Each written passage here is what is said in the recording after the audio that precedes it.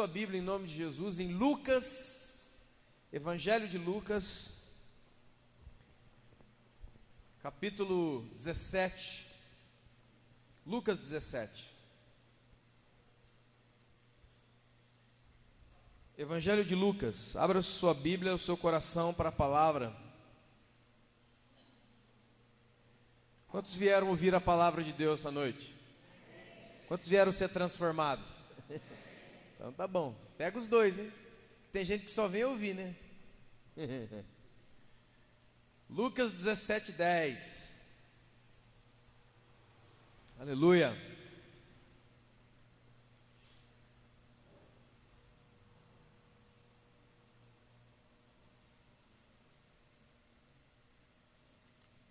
Mas antes do 17:10 tem o 17:5, não tem? Então vamos Lucas 17:5. Para dar aquele creme, né, irmão? Senão o versículo fica muito solto. Disseram os apóstolos do Senhor: Senhor, aumenta-nos a fé. Preste atenção, irmão, em nome de Jesus. Olha aqui, ó. Os apóstolos, os discípulos de Jesus fizeram um pedido a ele. Qual foi? Senhor, aumenta a nossa fé. Preste bem atenção, guarde isso. E o Senhor respondeu: se vocês tiverem fé como um grão de mostarda, vocês dirão a essa amoreira: arranca-te e lança-te no mar, e ela vos obedecerá. Qual de vós, preste atenção, qual de vós, tendo um servo ocupado na lavoura ou em guardar o gado, lhe dirá quando ele voltar do campo: vem e põe-te à mesa? E que antes não diga a ele: prepara a ceia para mim, me veste e me serve, enquanto eu como e bebo. Depois comerá tu e beberás? Porventura terá de agradecer o servo, porque fez o que havia sido ordenado? Assim também vós, depois de haverem feito tudo quanto vos foi ordenado, digam: somos servos inúteis, porque fizemos apenas aquilo que deveríamos fazer. Amém? Jesus, ele coloca uma parábola de um senhor que tem um servo no campo. É um servo dele. O servo pode estar trabalhando na lavoura ou pode estar trabalhando com o gado. E aí chega a hora do jantar ou a hora do almoço. Então ele fala: você acha que este senhor vai chamar o servo que trabalha no campo e vai dizer para ele: senta aqui na mesa comigo para comer comigo, sem que antes diga a esse servo: mas primeiro põe a comida, me serve e me lava, né? Ou seja, as mãos, para que depois de ter servido o seu senhor, aí ele coma. E aí Jesus fala assim: também é assim, porque todo aquele que faz tudo o que lhe é ordenado fazer, diga de si mesmo: eu sou um servo inútil. Por quê? Porque eu não estou fazendo nada mais do que a minha obrigação. Amados, ser um cristão verdadeiro não é frequentador de igreja, não. Ser um cristão, alguém que nasceu de novo da água do Espírito, um cidadão do reino de Deus, biblicamente é ter obrigações. De tantas coisas, eu não vou falar sobre obrigações cristãs, é uma coisa complicada, muito extensa. Mas eu vou dizer alguma coisa: o cristão tem a obrigação de amar. Por quê? Porque Deus é amor. E porque se ele nasceu de novo da água do Espírito, o Espírito Santo de amor veio sobre ele e está nele. Amém? O cristão é obrigado a perdoar. Eu não estou dizendo que é fácil perdoar, eu estou falando que você é obrigado a perdoar. Pelas mesmas razões, existem algumas coisas na vida do cristão que são parte da sua vida. Ou seja, todas as vezes que você fizer uma delas, você está fazendo nada mais, nada menos que a sua obrigação de cristão. Jesus usa a parábola de um empregado. Você contrata um empregado lá na sua barbearia, um outro barbeiro, uma pessoa, e você diz a ele: o horário de trabalho é das 8 da manhã às 7 da noite, e é assim de almoço, e o seu trabalho é tal. No fim do dia, quando aquele empregado fizer tudo que é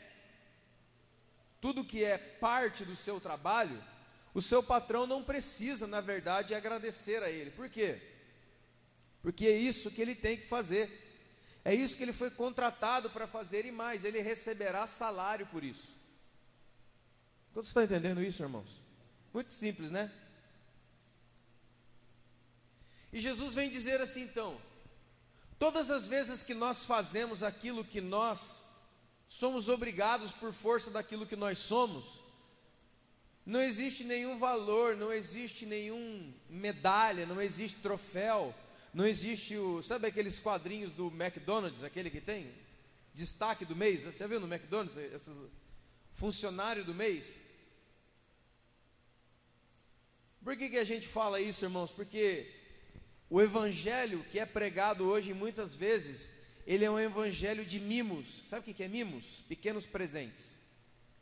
Então, se você não está a todo momento dando pequeno presente para as pessoas logo se irritam. E alguém pode perguntar: por que você está dando pequenos presentes a alguém? Você está dizendo então que não é bom elogiar uma pessoa? Não, não estou dizendo isso. Eu digo ao contrário, é bom elogiar, mas tem uma hora certa e tem uma razão certa. Se você fica todo o tempo adoçando uma pessoa, você estraga essa pessoa. Já dizia o provérbio de Salomão que um homem, por mais firme que esteja, ele é totalmente vaidade, e que um verdadeiro homem é provado através dos louvores que ele recebe. Amém, irmãos? E aí Jesus vem assim e diz: olha, quando vocês fizerem tudo que vos é ordenado, vocês chegam a uma categoria de pessoas. Qual? Servos inúteis. Porque não há nenhum tipo de exaltação em se fazer o que se tem que fazer. Vocês estão entendendo, irmãos? Mas nós não gostamos de viver assim. Nós gostamos de viver a todo tempo sendo exaltados. Isso é ruim. Isso é uma das doenças do nosso coração. E já muitos ministérios têm usado isso para manter as pessoas aqui dentro, né? Por exemplo, vamos dar um exemplo. Olha, sábado agora de manhã vai ter evangelismo na cidade, no centro. Venha para fazer o evangelismo, venha testemunhar de Jesus, que no final a gente vai sortear uma bicicleta para o melhor evangelista. E no final o melhor vai ganhar uma caixa de bombom. E as pessoas vêm não porque servem a Cristo e porque têm uma consciência de meu Deus do céu. Elas vêm porque elas encontram algum tipo de benefício próprio. Isto não é servir a Jesus. Estávamos falando ontem no grupo discipulado, irmãos, guarde isso. Existe uma grande diferença entre inteligência e obediência. O que é inteligência? Inteligência é você fazer algo que você entende que é lógico, certo, e que você vai ser beneficiado de alguma maneira. Isso é inteligência. Por exemplo, amanhã no Bom Samaritano, ao final, teremos um churrasco. Venham, irmãos, para trabalhar. Nego.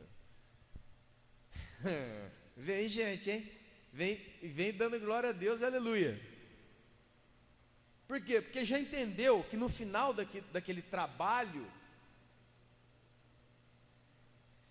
tem uma recompensa ali. Parece cachorro adestrado, né, irmão? Por que ele vai se adestrando? Por que o cachorro vai dando a pata, ele rola, ele sobe, ele vai, você bate a mão aqui, ele vem? Porque sempre tem uma recompensa do seu treinador. Você já viu isso? Mas quem é que nós somos quando não há recompensa? Até onde nós vamos quando Jesus falou: cara, você está indo porque você tem que ir mesmo, não vou te dar nada não, fião. Até como que se comporta um empregado cristão num trabalho quando ele sabe que ele não vai ter um prêmio financeiro no final do mês? Quantos estão entendendo? Isso tudo para ilustrar uma coisa só: que inteligência e obediência são duas coisas diferentes. O que é obedecer? Não faz sentido. Vai contra aquilo que eu quero, e vai contra a minha inteligência, e vai contra a minha experiência. Você sabe muito bem de uma passagem bíblica muito conhecida, onde 4 pescadores, que gastaram a sua vida toda como pescadores, eles não eram novatos, eles eram muito experientes. A Bíblia diz que eles passaram a noite toda no mar. Eles conheciam o mar de Genezaré, o mar da Galileia, a palmos. Desde criança eles pescavam ali. Eles tinham mais de 30 anos de experiência naquela lagoa, que o mar da Galileia é uma lagoa. Eles vão e utilizam a experiência e o conhecimento que eles tinham. Como? Vão pescar. Só que chega no outro dia, 6 horas da manhã, não tinha nada na rede. Não deu. Só que tinha uma pessoa na praia, falou assim, ó: vamos voltar comigo. Jesus acabara de confrontar diretamente a experiência de uma vida, a experiência momentânea, o conhecimento de pesca e a inteligência. Cara, a gente já acabou de chegar do mar agora. Cheguei agora, passei a noite inteira, não peguei nada. Aí você está na praia e fala, vamos voltar. Você está me confrontando muito grandemente. Não faz sentido voltar. Que é a noite que eles pescavam. Vai contra a minha experiência, vai contra tudo que construiu a minha vida. Mas dentro desse barco tem um cara chamado Pedro. E sabe o que ele fala? Senhor, a noite inteira nós não pegamos nada, mas sob a sua palavra nós lançaremos as redes. Isso é obediência. Obedecer a Deus, muitas vezes, vai nos acessar a área da onde não tem sentido. Cara, não tem sentido fazer isso. Você chega para alguém e fala assim, olha, eu estou com esse problema financeiro.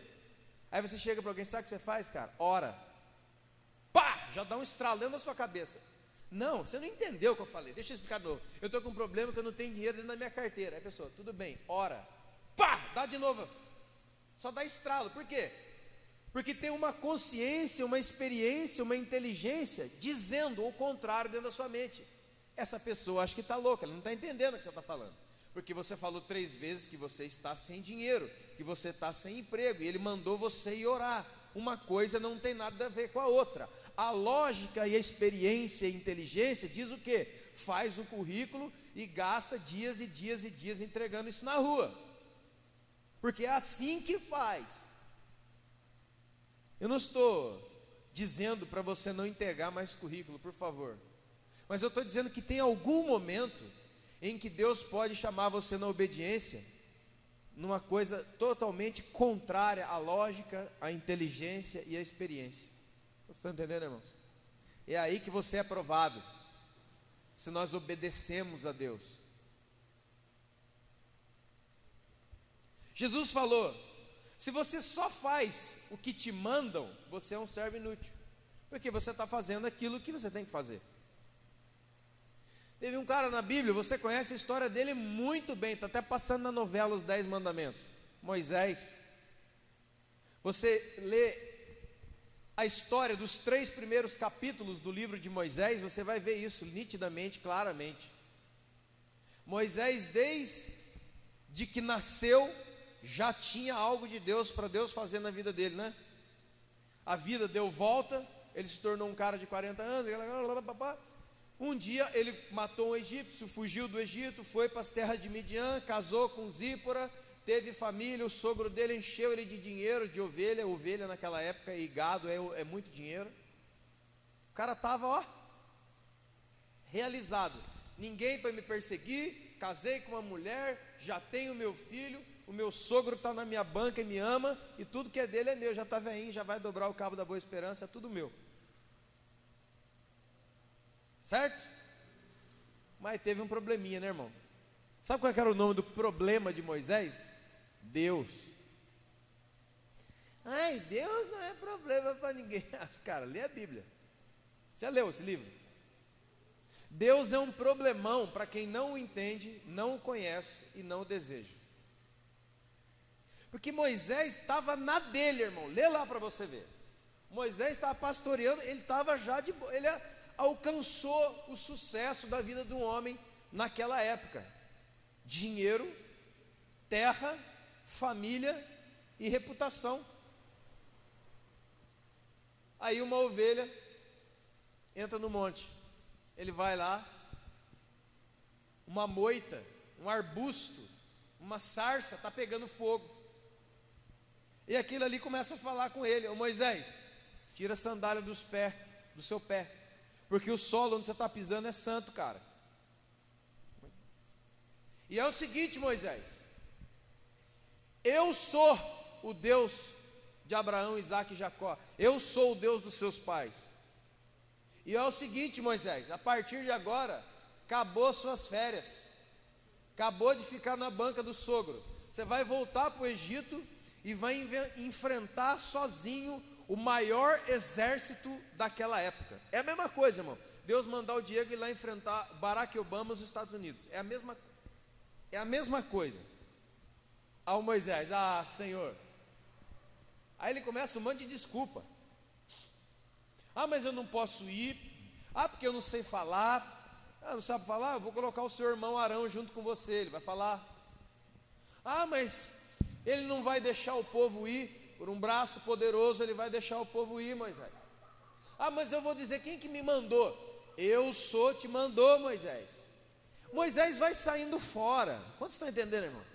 Várias vezes em Êxodo 3, lembra você ver? Deus vai falando: vai, Moisés. Ele: não, Deus, deixa eu explicar para o senhor, que eu não sei falar.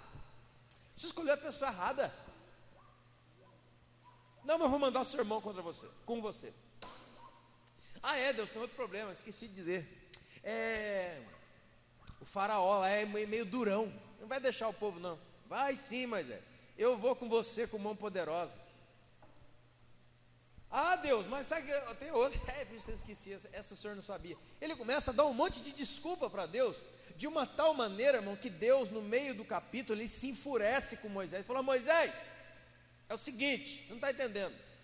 Eu não estou pedindo, Moisés, para que você vá, eu estou mandando você ir. Ele fala assim: quem que fez a boca do que fala, o ouvido do que ouve, e o olho do que vê? Eu não sou o Senhor? Vai agora, Moisés. Toma o cajado na mão com o que você há de fazer os sinais, e você vai, Moisés. Eu não vim conversar com você para ver se você está a fim de ir, Moisés. Eu não vim falar com você para ver se você está a fim de me servir. Eu vim te avisar que amanhã, 6 horas da manhã, você já está montado no seu cavalo indo embora. E a gente fica na igreja: vem, vem, vem, Jesus, cuidado, hein? A outro, usa-me, mentiraiada, mentira, né? Como um farol. Está chorando agora, olha, Senhor, estou chorando, olha Deus, olha aqui, ó.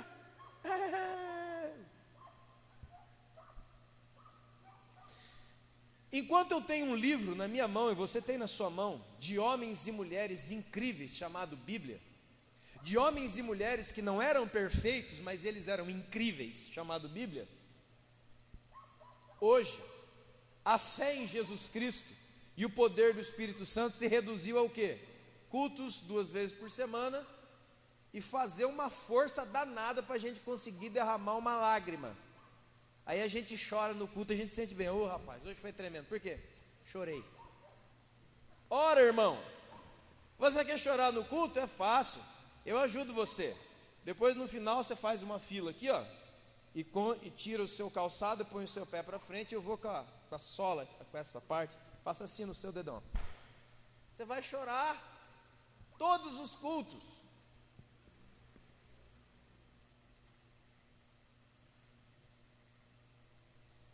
Deus foi ao encontro de Moisés e falou: Moisés, é o seguinte, outras palavras, Moisés, a casa caiu, Moisés. Você não vai mais ter essa vida que você tão sonhou, Moisés. Você vai voltar lá e vai enfrentar a sua família e aquele povo todo lá. Moisés viu Deus, irmão. Deus falou com Moisés na sarça. Deus não somente falou, mas Deus insistiu. Lê Êxodo 3 para você ver. Moisés queria tirar o corpo, parece Jeremias capítulo 1. Jeremias, você vai ser profeta. Não, Senhor, olha, é que eu sou muito jovem. Aí Deus, Jeremias, não, fiel. Não diga que você é jovem, porque do ventre da sua mãe eu já te consagrei profeta das nações. Você vai, Jeremias. Não, Senhor, sabe o que é? É que os reis de Israel são reis muito maldosos. Se eu for lá falar essas coisas, eles vão me bater. Eles vão te bater, Jeremias. Mas não vão só te bater, Jeremias, eles vão te bater várias vezes, eles vão te prender, eles vão chicotear num tronco, e eles vão te jogar num poço. Ah, Deus, então não vou não, isso aí não é de Deus. Quantos já ouviram essa frase? Eu quero estar... Deixa eu até tomar água, irmão. Eu quero estar no centro da vontade de Deus. A gente não sabe o que é isso. Isso virou um jargão. Sabe o que é jargão? Jargão é uma frase de efeito na igreja. Você tem que estar no centro da vontade de Deus. É isso mesmo, galera. O que é o centro da vontade de Deus? Ninguém disse. A turma diz para você ir para lá. Aonde é e como é. E o que acontece? Ninguém fala. Quantos estão entendendo o que eu estou dizendo, irmão? Você está aí? Cara, você tem que viver no centro da vontade de Deus, meu irmão. Tudo bem, o que é, aonde está e o que acontece lá? Não posso te dizer porque é muita unção, nós vamos cantar outra. Eu vou te dizer um pouquinho sobre o centro da vontade de Deus na Bíblia. Pergunta, o apóstolo Paulo, que escreveu a maioria das cartas do Novo Testamento e fundou a maioria das igrejas neotestamentárias, ele era um homem que vivia no centro da vontade de Deus, sim ou não? O que vocês acham?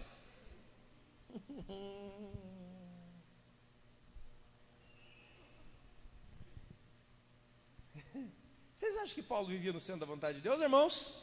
Sim. Dá para fazer aquele negócio do passo ou repassa, né? Sim, aperta o botão. 2, não. Vamos ver então um pouquinho do centro da vontade de Deus, para ver se você fica encorajado. Abra sua Bíblia, por favor. Eu vou mostrar para você, talvez nunca ninguém fez isso, não sei, o que é o centro da vontade de Deus. 2 aos Coríntios, capítulo 6, por favor. Segunda carta de Paulo aos Coríntios, capítulo 6.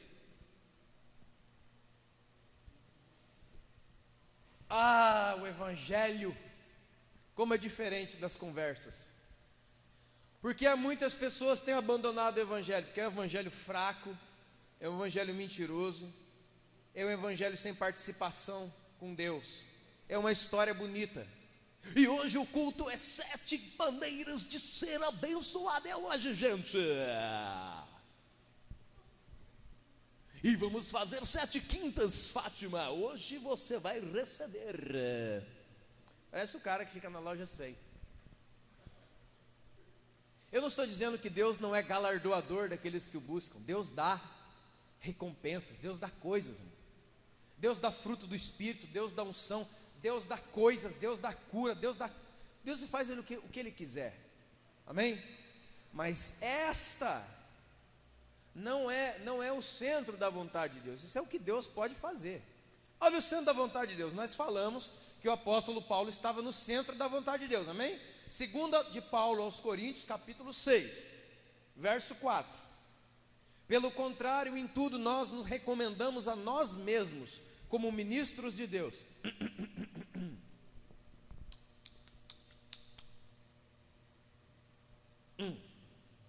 Na muita paciência, nas aflições, nas privações e nas angústias, nos açoites, nas prisões, nos tumultos, nos trabalhos, nas vigílias, nos jejuns, na pureza, no saber, na longanimidade, na bondade, no Espírito Santo, no amor que não é fingido, na palavra da verdade, no poder de Deus, através das armas da justiça, quer sejam de ataque ou quer sejam de defesa, por honra e por desonra, por infâmia e por boa fama, como enganadores, contudo, muito verdadeiros, como desconhecidos, entretanto bem conhecidos, como se estivéssemos morrendo, contudo eis que vivemos, como castigados, porém não mortos. E aqui o versículo 10, que é um dos versículos que eu mais amo na Bíblia. Entristecidos, mas sempre, olha irmão, se você pega isso aqui e dá para um psicólogo, ele manda o psiquiatra e manda soltar remédio no cara, tarja preta, olha aqui ó. Entristecidos, mas sempre alegres. Como? Uma coisa é diametralmente diferente da outra. Pobres, mas enriquecendo a muito, nada tendo, mas possuindo tudo. Olha o centro da vontade de Deus aqui. Esse é o centro da vontade de Deus. Quantos estão entendendo, irmão? Centro da vontade de Deus. E entre tantos e tantos e tantos outros textos bíblicos, onde o apóstolo Paulo fala que ele foi açoitado, que ele teve em prisão, que ele teve isso, aquilo, tudo. Ele estava no centro da vontade de Deus. Centro da vontade de Deus não significa jardim do Éden, jardim de delícias. Centro da vontade de Deus é ser companheiro de Deus nas dores de Deus.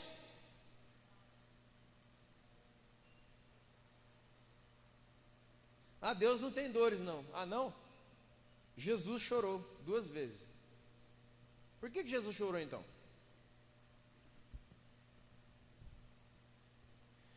Olha, uma das vezes que Jesus chorou, como não tem nada a ver, presta atenção. Se você está com seu amigo, entram os dois no carro, vamos lá para São Paulo? Vamos, eu e o Diego, vamos lá para São Paulo. Aí vai chegando ali Guarulhos, aí eu vou vendo São Paulo, eu começo a chorar no carro. A primeira pergunta do pastor Diego, cara, você está ficando louco, você está passando mal?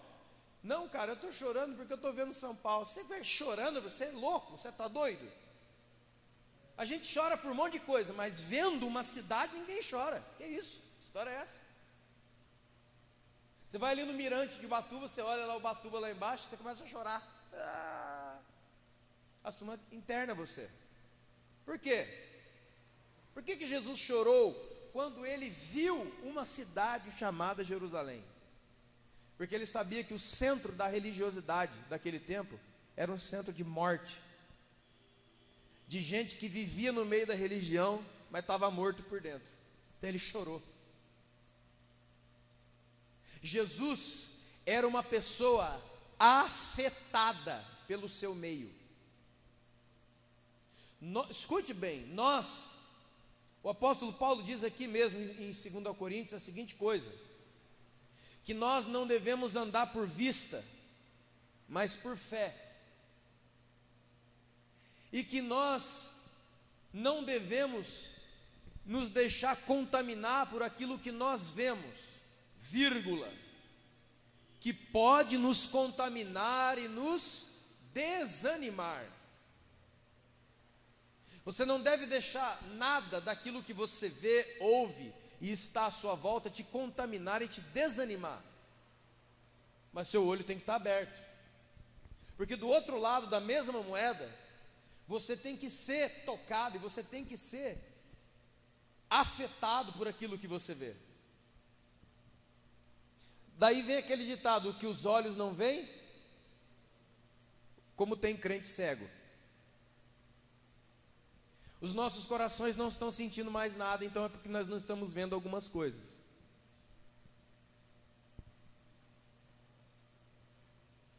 Então Moisés era um cara que tentou sair fora de Deus, amém, irmão? Ele começou a dar desculpas, Jeremias começou a dar desculpas, um monte de gente.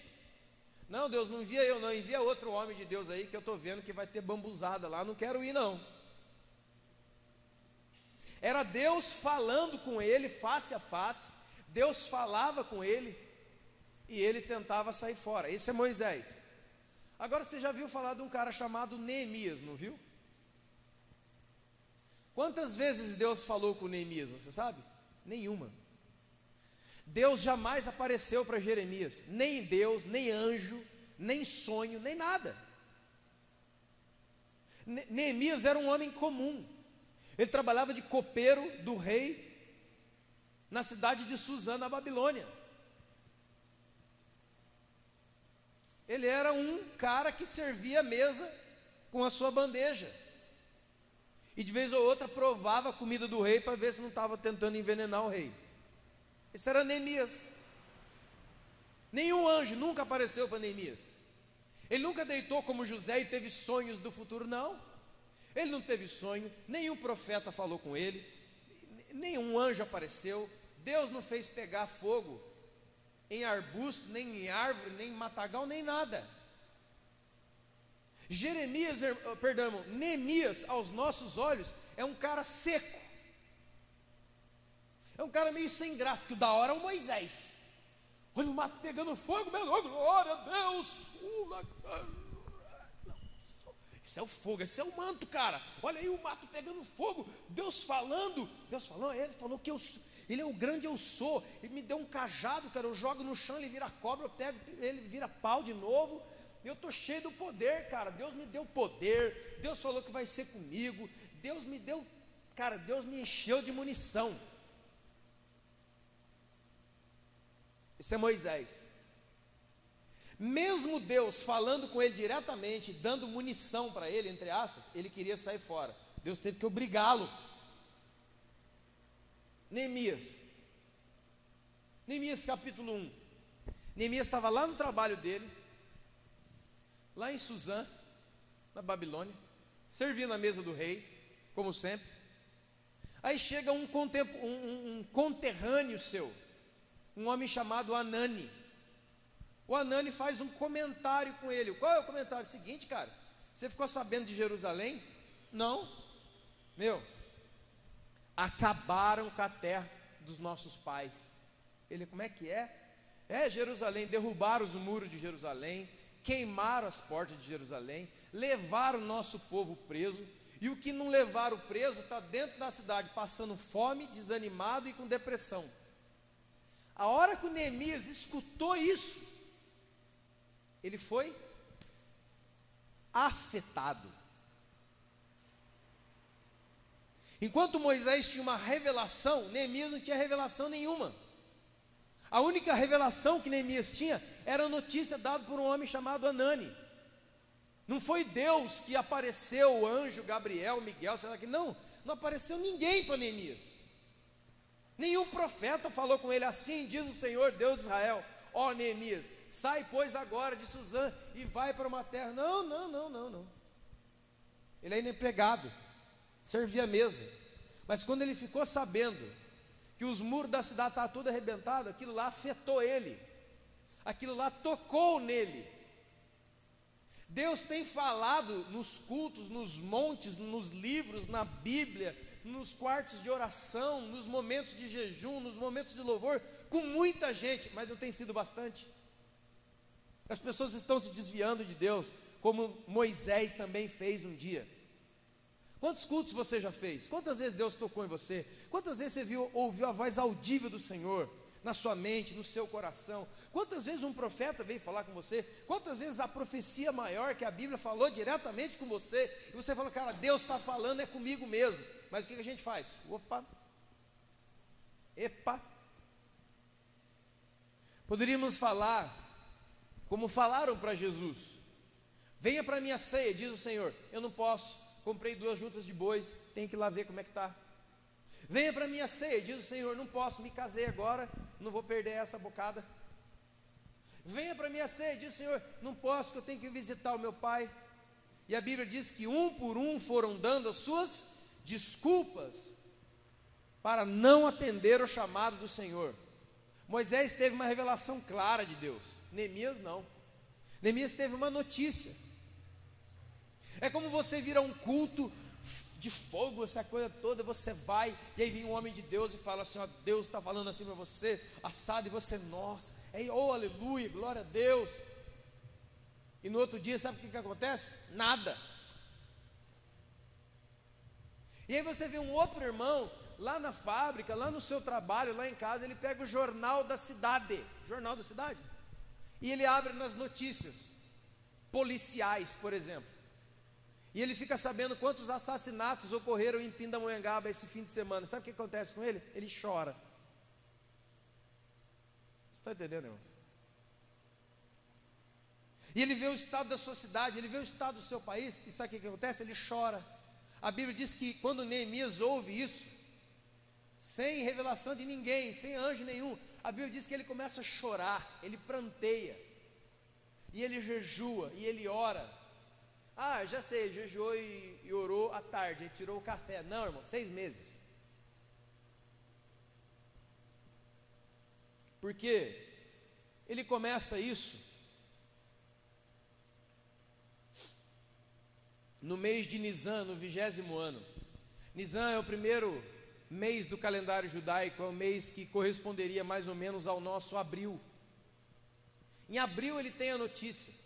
Em abril ele começa a chorar e prantear diante de Deus.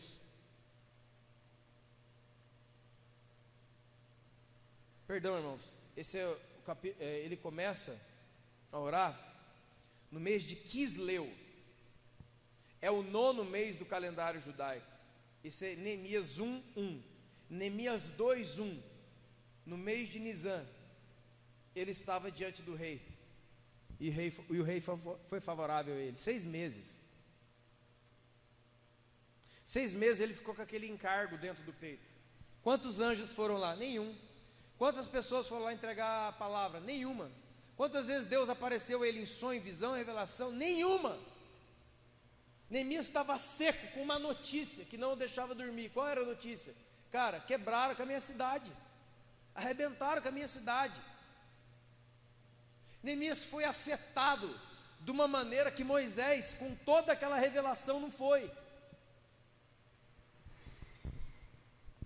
Tem muita gente que não está nos cultos tremendos, nas conferências maravilhosas, que está fazendo mais para Jesus, sem nenhum profeta, sem nenhum anjo, sem nenhum óleo, sem nenhum chofar, sem nenhum nada, porque ele abriu um jornal na casa dele, ele viu, cara, minha cidade está em ruínas, não tem ninguém para atender no postinho médico do meu bairro,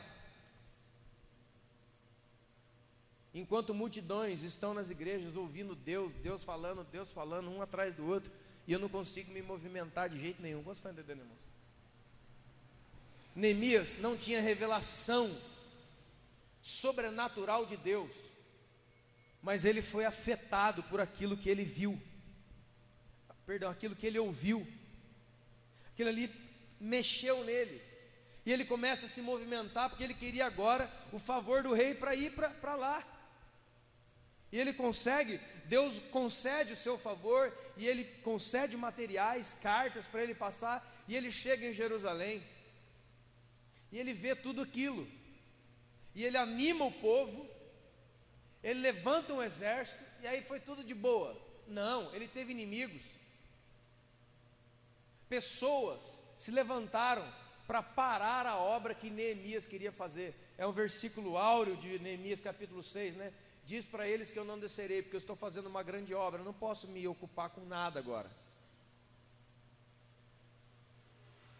Eu não posso ir resolver picuinha de não sei o que, eu estou fazendo uma grande obra para Deus. Não vou resolver briga de Danone na casa de irmãos, não vou. Pastor, dá para você ir lá em casa que eu comprei uma bandeja com 6 Danones e hoje apareceu com 5. Dá para você ir lá em casa? Não dá, não me chame que eu não vou. Não vou.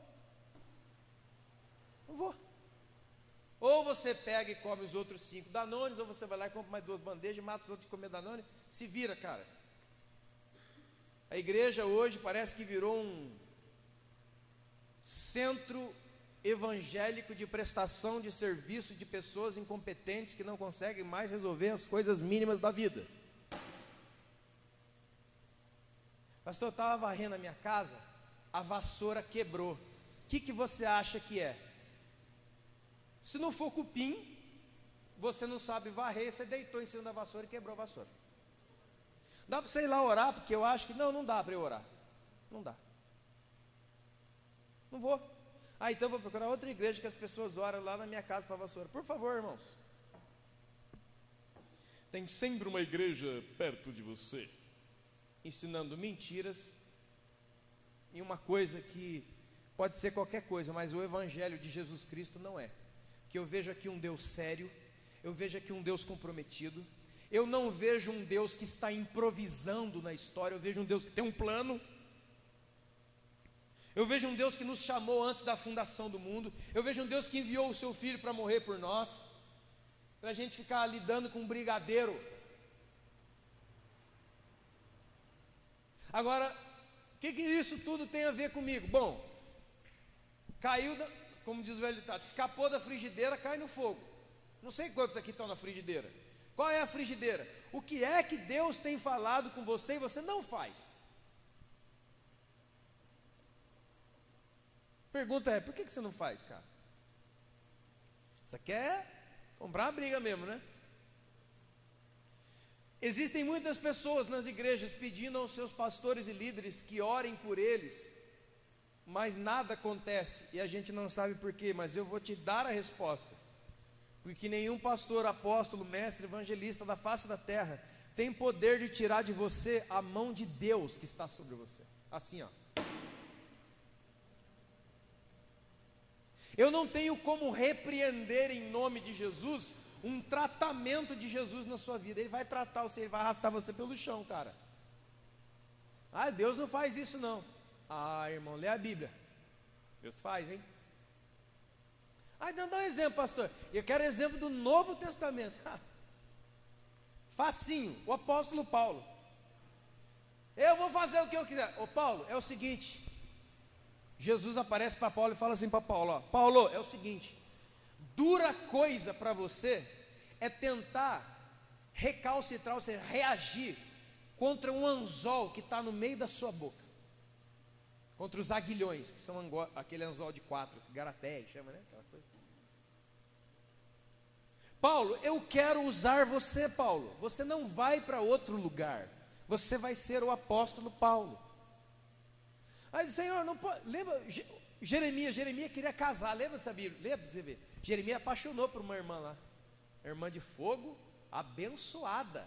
Sabe o que Deus falou para Jeremias? Jeremias, o que você está fazendo atrás dessa mulher? Senhor, essa mulher aí, eu orei, deu um mistério. Jeremias, você não vai se casar com ela. Você não vai se casar com ninguém, Jeremias. Você vai fazer o que eu estou querendo. Esse é Deus. Um pouco diferente desses que tem falado aí, irmãos, ou não? Para quem lê a Bíblia sabe do que eu estou falando. O Deus revelado nas Escrituras, às vezes é muito diferente do Deus que as pessoas estão dizendo por aí. E é isso que gera decepção nas pessoas. Porque elas vêm às igrejas com uma promessa que sai dos púlpitos, revelando um Deus que não existe. E a pessoa vem atrás das promessas que Deus nunca disse, das promessas que Deus nunca fez, a promessa que eu estou fazendo em nome de Deus. Vocês estão entendendo, irmãos?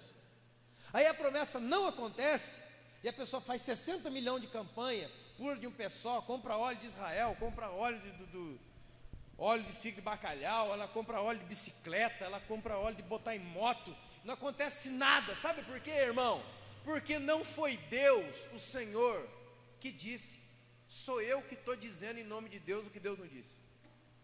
Aí as pessoas ficam frustradas e saem da igreja feridas, porque alguma coisa não está acontecendo. É lógico, mas não vai acontecer, porque não é Deus esse. Não é o Senhor Jesus. Não é o Jesus que disse, você quer andar comigo? Você quer ser meu discípulo? Tome a sua cruz e venha comigo. É um caminho de morte o Evangelho. É um caminho de renúncia. É um caminho, como diz o Paulo, esmurrando o meu próprio corpo para conduzi-lo à escravidão, para que seja agradável a Jesus. Mas isso aí não dá ibope. mas eu também não sou artista. Então o Ibope que vá se lascar para o outro lado.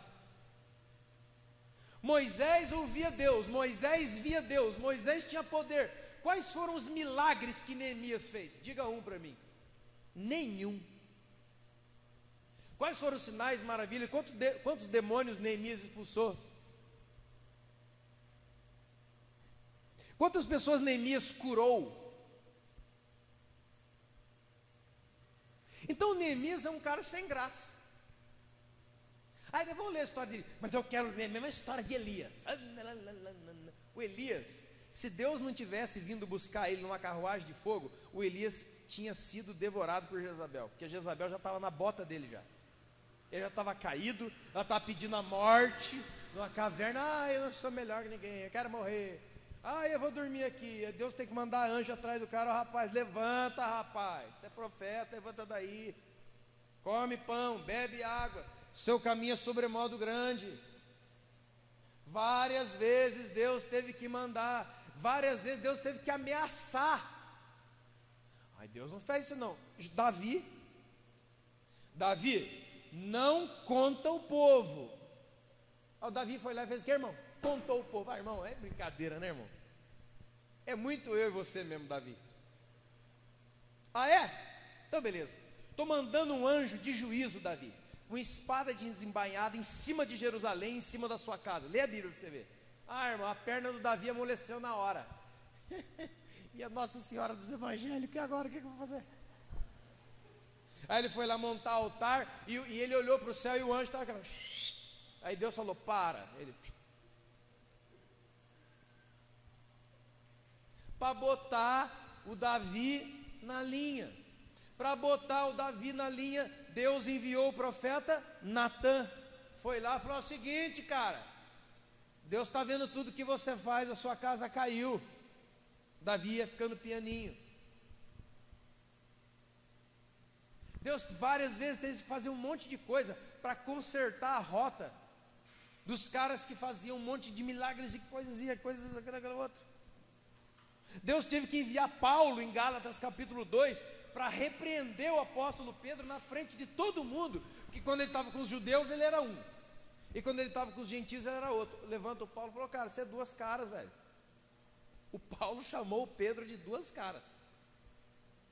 Com a gente você é um, chega os caras aí no seu bambambam, você é outro, ou você é ou você não é, cara, o Pedrão. Obrigado, Jesus. Deus colocando um monte de gente na rota. Quais foram as coisas tremendas, espirituais, sobrenaturais que Neemias não fez nada? Neemias é chato aos nossos olhos. Só que desde o começo que Deus o chamou, Deus não chamou Neemias para nada. Lê a Bíblia para você ver. Não tem nenhuma menção de Deus falando, Neemias, vai agora, que eu serei contigo. Sabe qual é a oração que várias vezes se repete em Neemias? Não é uma palavra de Deus para Neemias, é uma palavra de Neemias para Deus. Sabe qual que era a oração de Neemias toda hora? Senhor, não se esquece do seu servo. Ele ora isso umas 7, 8 vezes. A mesma frase, Senhor, não se esquece de mim. Senhor, não se esquece de mim. E Deus não manda um anjo para falar com o cara, só para dar uma animada, né?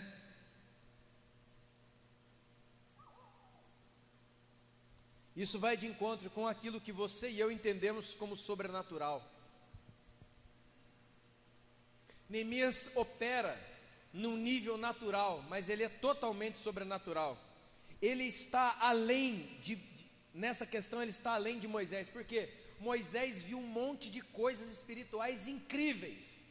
O povo de Israel no deserto viu coisas sobrenaturais incríveis, porque nunca mais o mar se abriu, nunca mais tinha uma coluna de fogo de noite, uma nuvem de dia, a roupa não se deteriorava, caía pão do céu, caía carne do céu, caía água da rocha. Deus cercando aquele povo de milagres incríveis. E o que o povo fez com aqueles milagres? Foram lá e fizeram um boi de ouro para adorar. É brincadeira, irmãos. Mas Deus tem que dar umas lambadas mesmo, porque, velho, é demais. Alguém diz, quanto mais milagres, mais fé. Eu te digo, não. A fé nossa, ela tem que ser independente de sinais que vemos.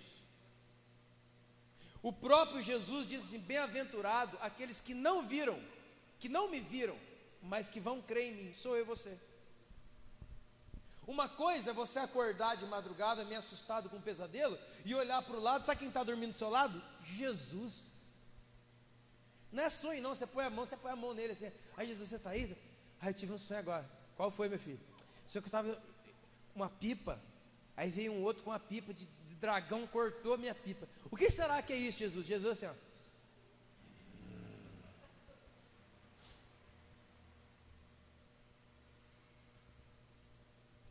Outra coisa é viver em meio a pesadelos e abrir os olhos e não ter Jesus em carne do seu lado. E aí a sua fé é provada, irmão. Porque o seu Deus hoje você não vê mais, você não toca, você não apalpa mais. Hoje quem está aqui é o Espírito Santo. Você não vê o Espírito Santo, mas Ele está presente. E aí a nossa fé é aquilatada. Nossa fé ela é uma fé mais sublime.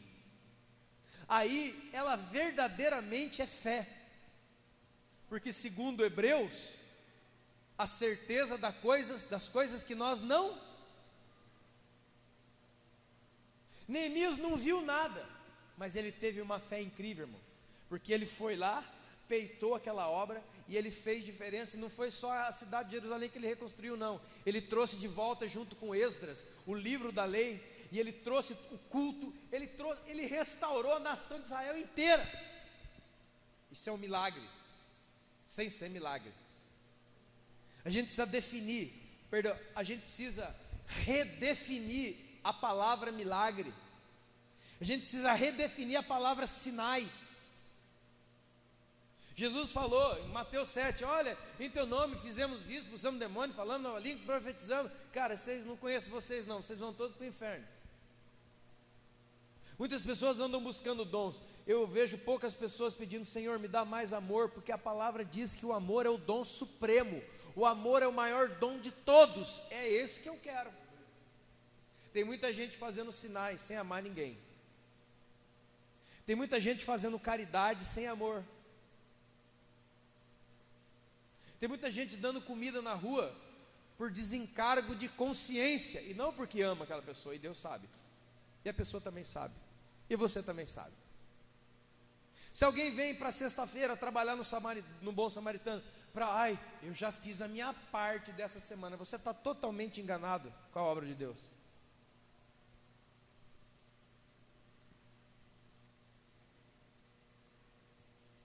Neemias foi um homem incrível. Deus nunca falou com ele com nada sobrenatural, mas o sobrenatural estava dentro dele. Ele partiu para cima, irmão. Ele viu uma situação, ele foi para cima da situação. Ele não é um servo inútil, porque Deus não mandou ele fazer nada, ele foi e fez. Porque Jesus disse: se você faz só aquilo que te é mandado, você é um servo. Deus mandou Moisés. Moisés foi lá e fez. Que servo Moisés é? Um servo inútil. O que foi que Deus mandou Neemias fazer? Nada. Neemias sentiu o encargo. Neemias sentiu o peso da responsabilidade. Eu não preciso de visão para me guiar. Eu não preciso de uma profecia para me guiar. Eu não preciso ir no monte para me guiar. Eu não preciso que alguém venha me dizer. Eu não preciso ter uma visão, um sonho, um ponta-cabeça, uma estrela, uma coisa, caí, levantei, fui para outro mundo. Não! Eu tenho a palavra me diz para amar, eu vou amar. A palavra me diz para perdoar, eu vou perdoar. Eu não preciso de revelação, eu não preciso de nenhuma revelação, nenhuma confirmação espiritual para saber que sábado de manhã tem evangelismo e eu vou lá no evangelismo. Muitas pessoas dizem: vai ter evangelismo, aí eu vou orar para ver se Deus confirma. Meu Deus do céu, o que é isso? Olha, acho que você tem que perdoar o irmão, você ofendeu o irmão. Eu vou orar para ver se Deus confirma se eu tenho que perdoar, se Deus confirma que eu tenho que amar, se Deus confirma que eu tenho que servir. Então se aparecer um anjo para mim dizer, perdoe ele, meu filho. Ah, agora apareceu o anjo. Estou te perdoando, viu? Mas sorte sua que apareceu o anjo. Olha que coisa horrorosa. O Neemias, não apareceu nada. Mas eu vi uma necessidade. Eu sou o homem que Deus procura. Neemias era o homem que Deus procura. Que homem? Um homem que esteja diante de mim, tapando a brecha no muro. Sabe o que Deus quer, irmãos? Deus quer encontrar essas pessoas que não são servos inúteis. Gente que só faz se for mandado. Gente que só faz se tiver sorteio de bicicleta no final. Gente que só participa daquilo que lhe é benéfico. Olha, vai ter a comunhão da igreja. Ah, eu vou porque a comida, você vai ver comida? E agora está fazendo calor, vai ter a piscina. Ô, glória, então bora, vamos lotar isso aí. Você marca um dia de oração, jejum, choro, pranto e de buscar a Deus. Ah, a minha tia vai chegar. Aí vem a esposa, não, bem, ela desmarcou. Não, mas eu vou ligar para ela vir, em nome de Jesus, ela tem que vir. E se não tiver visita na minha casa, eu vou botar, para que eu não vá. Porque a minha carne já está gritando, não, cara, vai passar o dia sem comer, velho, você é doido. Não. Você vai ter que se doar, mas quem mandou você fazer isso? Ninguém. A não ser um Deus que mora dentro de mim. Sabe os cristãos que Deus vai usar mesmo, irmão, de verdade? Não é cristão que teve grandes revelações sobre nada, é um cristão que viu uma cadeira quebrada, ele vai lá e arruma a cadeira. Mas você é do grupo dos arrumadores das cadeiras da Petra? Não, não sou do grupo de nada, mas eu vi que está quebrada e eu vou arrumar. Olha, por que você deu lugar no ônibus para aquela senhora? Porque um anjo apareceu no banco da frente e falou, rapaz, sai daí. E depois, não, porque eu sou uma pessoa educada e sei que aquela senhora precisa se sentar e eu posso ficar de pé. Desde coisas que nós consideramos mínimas e pequenas, a coisas que nós consideramos grandes. Quantos estavam aqui domingo? Quantos estavam aqui domingo? Domingo? Quantos se lembram da palavra de oração? Assista lá no site a palavra de oração, a palavra de oferta. Lê, escuta a palavra de oferta, o que foi orado. Nós pedimos algumas coisas para Deus aqui, você se lembra? Se você não se lembra, acesse lá e veja. Pois eu quero te dizer, uma dessas coisas Deus já fez.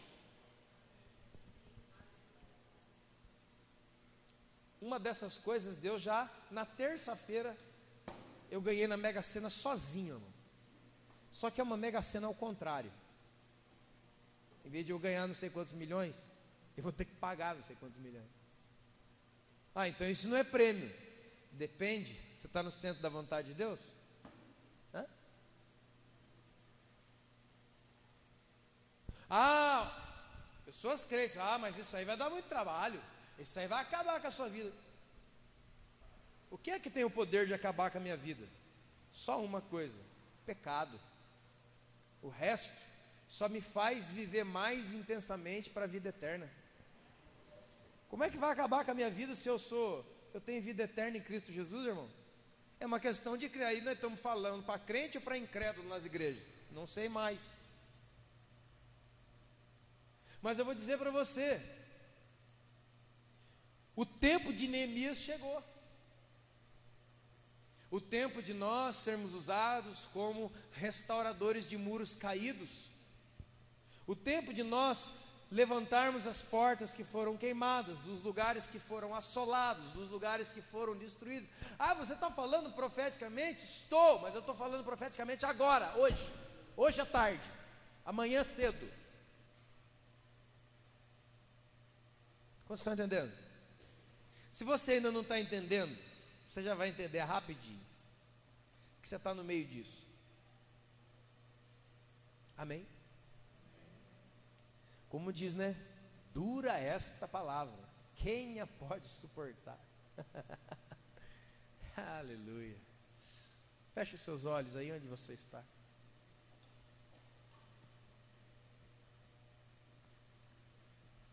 O que é que Deus tem falado tanto para você fazer e você não fez ainda? E quais são as coisas que Deus nunca falou? Moisés obedeceu e Neemias honrou a Deus. Moisés foi um grande servo, mas ele fez o que Deus dizia para ele fazer. Nunca um anjo apareceu para Neemias. Nunca um profeta foi falar com ele. Mas ele se tornou o profeta. Ele se tornou um anjo, um mensageiro de Deus. Eu quero dizer uma coisa para você, irmão. Isso aí causou uma dobra na minha vida muito forte. Antigamente eu orava a Deus para que Deus fizesse tais e tais coisas. Hoje, eu não oro mais se eu não quiser fazer parte da realização daquilo que eu estou orando. Senhor, levanta pessoas nessa geração. Deus, você está no meio? Eu não, Senhor, mas levanta pessoas nessa geração. Senhor, levanta pessoas nessa geração, dos quais eu quero ser o primeiro. Levanta pastores, mestres, pregadores, pessoas que se importam, Senhor, dos quais eu quero estar no meio. Neemias nunca recebeu uma visita de um profeta, mas ele foi o profeta que visitou Jerusalém. Neemias nunca viu um anjo aparecer, mas para os moradores arrebentados que ficaram em Jerusalém, a visão de Neemias era como ver um anjo, porque a esperança voltava para Jerusalém. Neemias nunca viu um arbusto pegando fogo, mas o coração dele pegava fogo quando ele andava por Jerusalém. Seja isso, irmão, porque o tempo nosso é curto. Há 2 semanas atrás eu fiz 38 anos de vida. Dependendo da longanimidade, da bondade e misericórdia de Deus, se eu tiver muita sorte, quem sabe 50 ou 40 ou 30 ou menos, não sei. Mas eu quero ser como Davi, que cumpriu os propósitos de Deus na sua geração, no seu tempo. Nós não estamos aqui de passagem, não estamos aqui de paisagem. Nós não estamos aqui para realizar 2 cultos por semana. Não estamos aqui para... Vamos ver qual música que nós vamos tocar. Vamos ver o que nós vamos fazer agora para os jovens. Vamos ver o que nós vamos fazer agora para os casais. Vamos ver o que a gente vai inventar para aquele feriado que nós não temos nada que fazer. Não. Eu reforço mais uma vez a minha oração, Senhor. Pode mandar mais. Manda mais, Jesus. Esse desafio já é gigante. Não, eu quero mais, Jesus.